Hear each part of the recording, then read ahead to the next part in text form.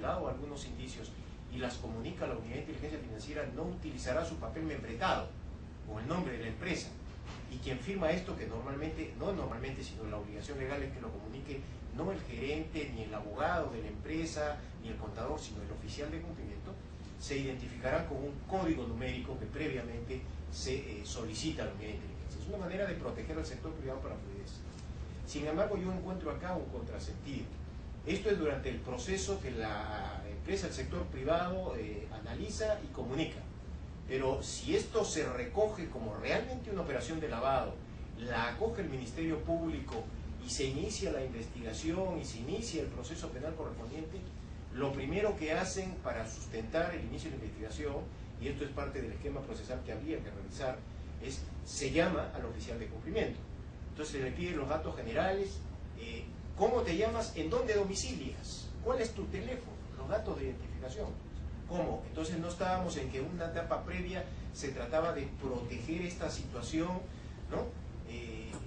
¿Qué pasó? ¿Acá hay un contrasentido? No, hay que aportar a la justicia, sí, a nivel de la investigación del Ministerio Público, del mismo proceso penal, pero entonces ¿qué sentido tiene darle una protección con una clave secreta, un código numérico? Esta es una cosa que encuentro.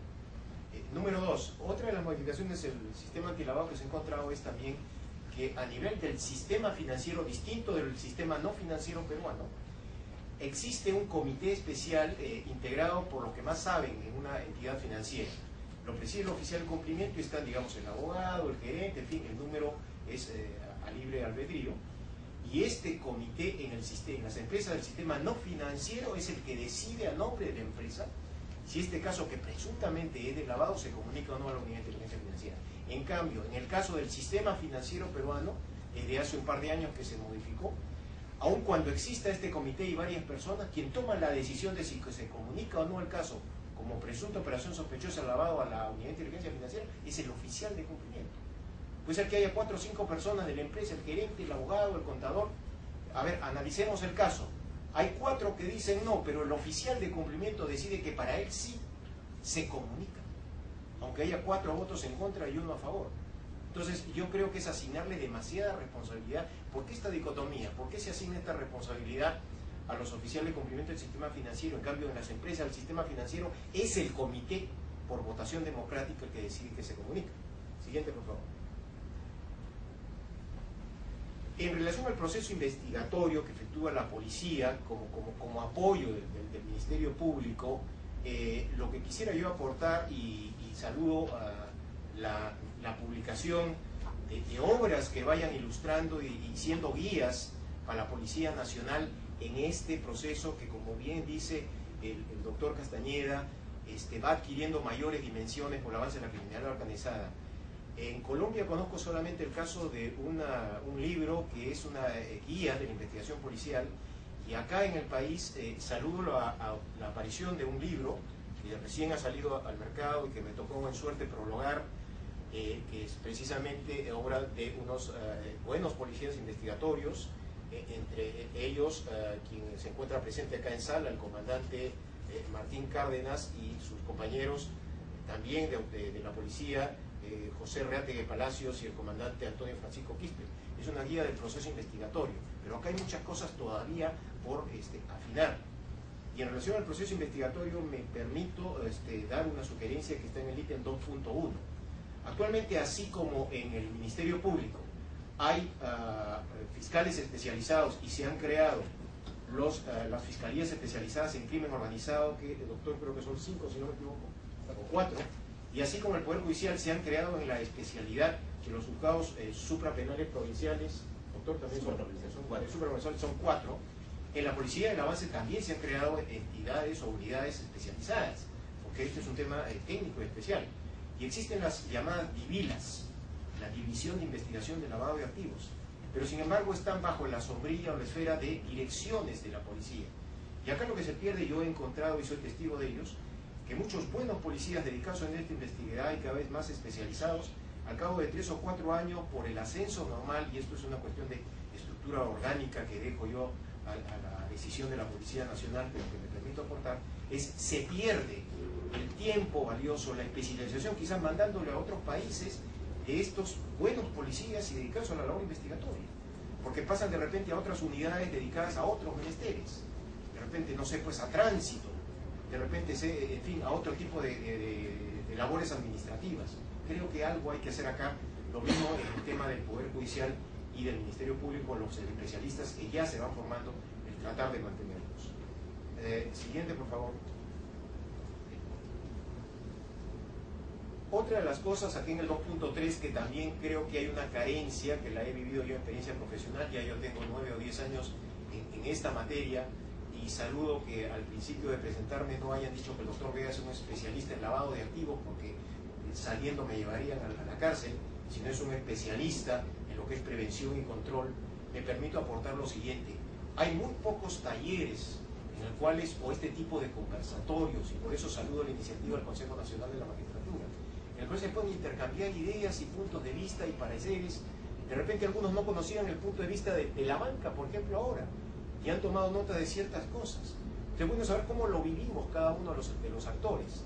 Entonces yo creo que sería una buena idea seguir con este tipo de eventos similares en los que nos encontramos hoy en día. Siguiente, por favor. En el tema de pérdida de dominio, también, como esto ha sido una ley corregida por el Congreso, de una norma del año 2006, la ley 29212 data recién de principios del año pasado, todavía es gente que no entiende este proceso de pérdida de dominio. Yo me encontré con una experiencia, y no quiero pegarle el palo acá a la entidad a la cual en honor y en buena honra pertenece mi amigo el doctor Castañeda, pero el primer caso emblemático que me ocurrió como procurador en el norte chico de Lima, del proceso de pérdida de dominio y en la labor con la Fiscalía y con la Policía, y es un caso de pérdida de dominio iniciado a raíz de activos que datan de estafa. El principal autor de la estafa está en cárcel y se ha iniciado un proceso de lavado, pero para iniciar el proceso de pérdida de dominio, como estos provienen de un proceso penal en curso de lavado, ¿correcto? Entonces evidentemente se inició esta investigación, y en la resolución que había la investigación, que evidentemente fue firmada por el fiscal pertinente, el fiscal provincial, pero que fue redactada por un fiscal joven, un fiscal adjunto, me mencionaba que los agraviados en el proceso eran las mismas personas que estaban siendo investigadas o para iniciarles el proceso. Claro, agraviados porque se les quita su propiedad, entre comillas, pobrecitos. Pero en realidad la terminología, si no se utiliza bien, puede dar lugar a nulidades más adelante en el proceso y se pierde el curso. En buena cuenta, el resumen es: hay que difundir más el conocimiento de estos instrumentos legales que ha permitido introducir el legislador peruano, como es esta ley de pérdida de dominio, que recién data de hace 1 año o 2 años. Creo que ahí me detengo, doctor Peláez, para dar pie a la lengua. Gracias.